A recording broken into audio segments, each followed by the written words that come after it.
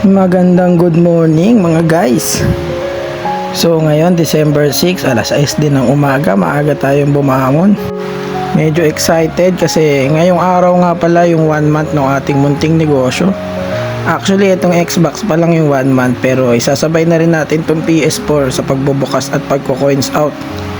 Para next month sa January, sabay na rin ulit sila natin bubuksan. So ayan, tingnan natin kung magkano aabutin nung makukuha natin ngayon. Let's go! Ayan, tignan muna natin yung loob. Ayan, medyo kalat-kalat yung mga barya kasi minsan hindi sumushoot dun sa butas pag inuhulog ng mga bata.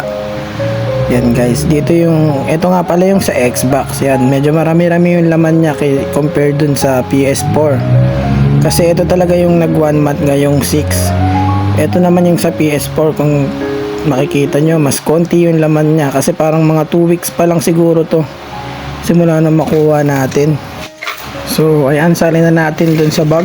Itong bag na to ay in-order ko nga pala sa Lazada. Baka naman. Yan guys.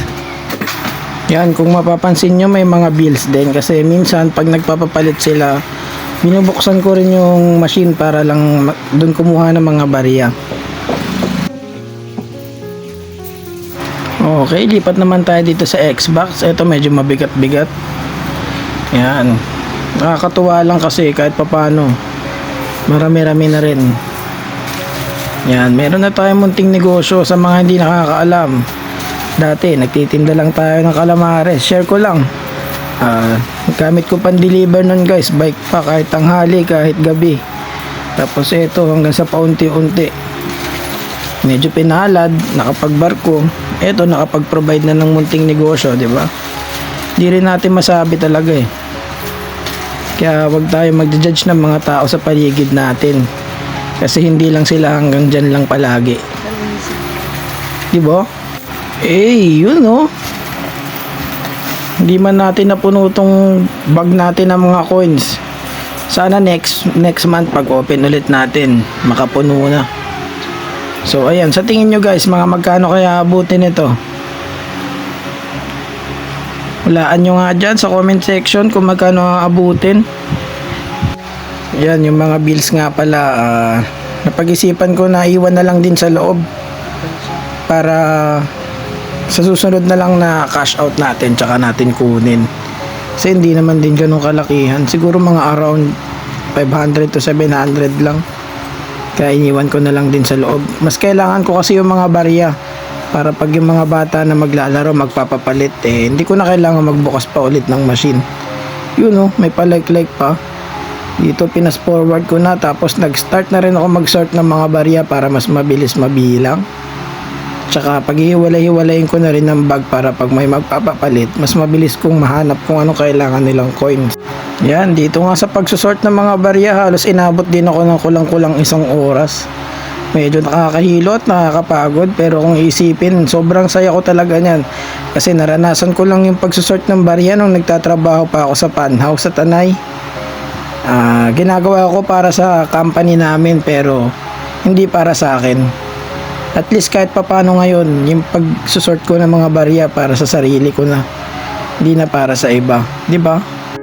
Ginawa ko na nga lang palang times 5 yan, di talaga ako ganyan kabilis gumalaw Yun o, halata naman, grabe. Parang pata ng baboy yung kamay ko.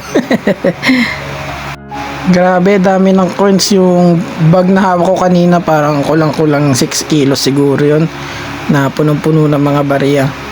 Sobrang dami rin ng benting buo. Kaso pinapalitan agad ni Boss Paulo sa atin yung 700 pesos, kaya naging bills din agad.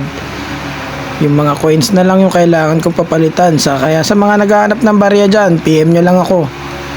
Palitan natin yung mga bills nyo. Tapos puntahan nyo dito sa bahay. Kung hindi nyo naman kailangan ng mga barya, siguro deposit na lang natin to diretso sa bangko. Paunti-unti para makabawi tayo. So yung gastos ko kasi dun sa small business natin, parang umabot din ng kulang-kulang 60,000 siguro. Or sobra pa. So kung 4,000 kada buwan, medyo matagal-tagal ko pa mababawi ulit yung puhunan natin. So ayan, slow mo na ulit. Medyo patapos na tayo mag-sort dito. So ayan guys, tapos na nating isort yung mga barya. Medyo mas madali na siyang bilangin kaysa kanina. Kasi pare-parehas na yung mga 5, magkakasama na yung mga 10, yung piso, yung 20. Yan, ganyan siya karami guys. Diba kahit papano hindi na masama. So ayan, na-breakdown ko na rin kung magkano. Kukumpitin na lang, i-add na lang. So ayan yung total niya guys, 4178.